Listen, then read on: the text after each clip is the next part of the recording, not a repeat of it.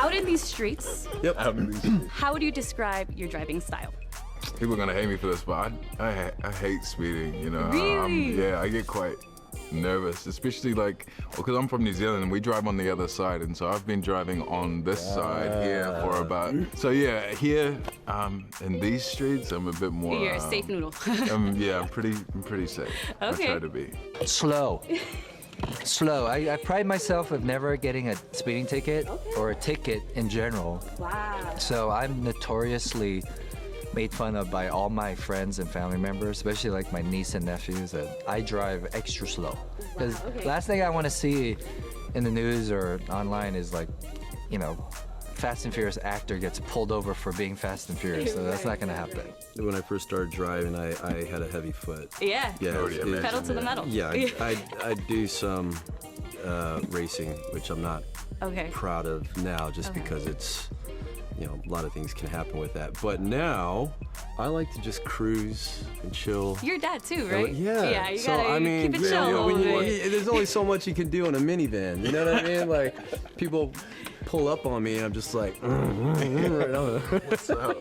I think I'm pretty good. I mean, I grew up in LA, so, you know, I mean, you know, coming today, they're like, do you want a car to pick you up? I'm like, why would I have a car pick? I need to drive. So yeah, I feel like I actually love it. It's therapeutic. How many speeding tickets have you accumulated over the years? I've had,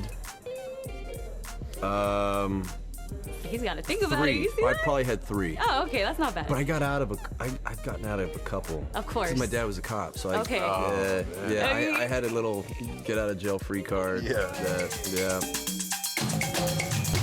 So Vinny, I wanted to talk because, so Dom has been characterized by Vin Diesel, right? And everybody knows Dom through him. So what was it like for you to get the role, and what was your approach? I approached it, you know, very carefully. It involves a lot of me kind of thinking about, okay, so we know who he is now.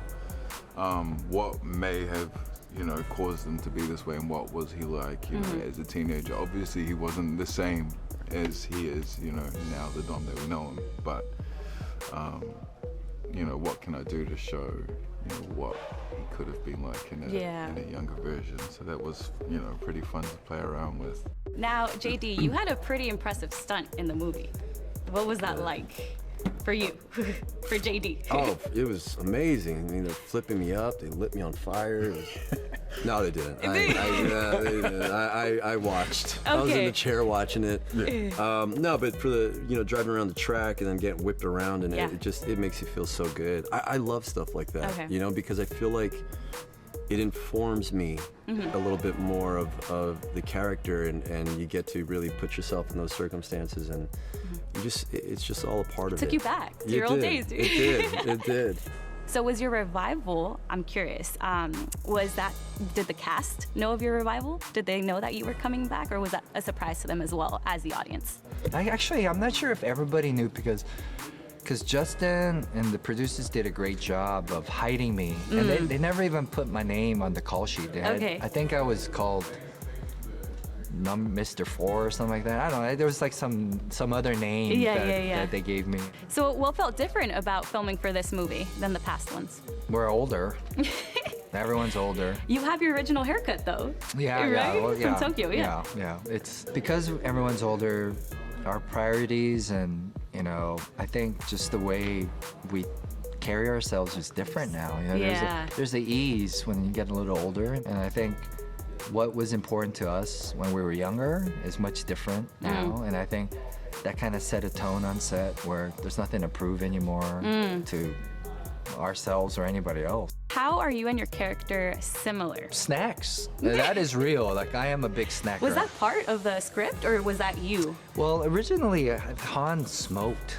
Oh, okay. Right, but then because of, you know, the reach of this film, or this kind of, you know, this franchise, you know, we felt like it was just a better idea not to do that. So the snacking actually was also an actor's choice, because you know, if you really count how many words Han says in Tokyo Drift, there's very few.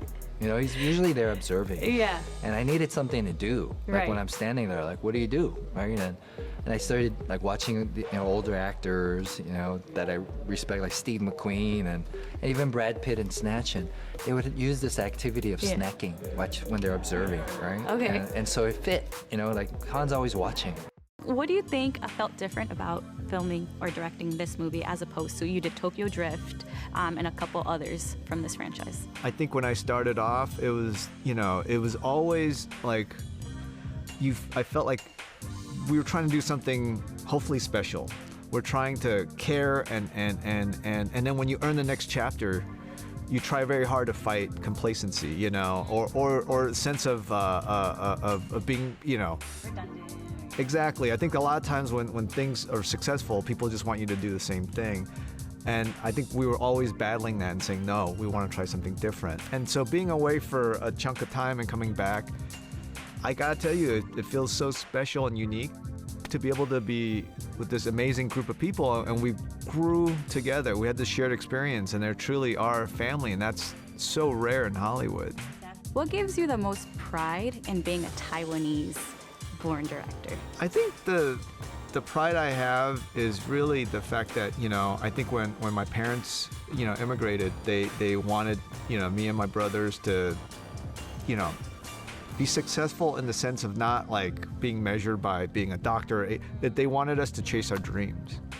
And that's they gave up their lives for us.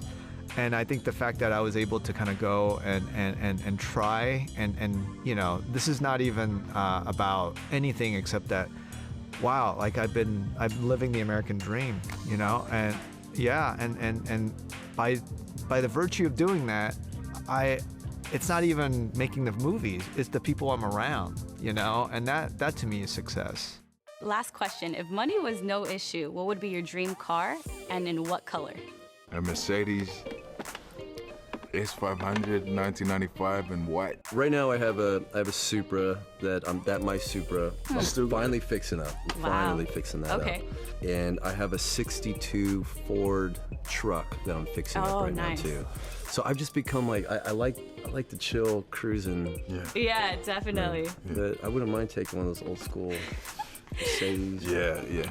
It would be a 68 fastback Mustang from the Bullet. Okay. Right, it would be a Highland Green, be manual, and I just keep it fully stock, and that's it. That's actually my dream car, and it's always been my dream car.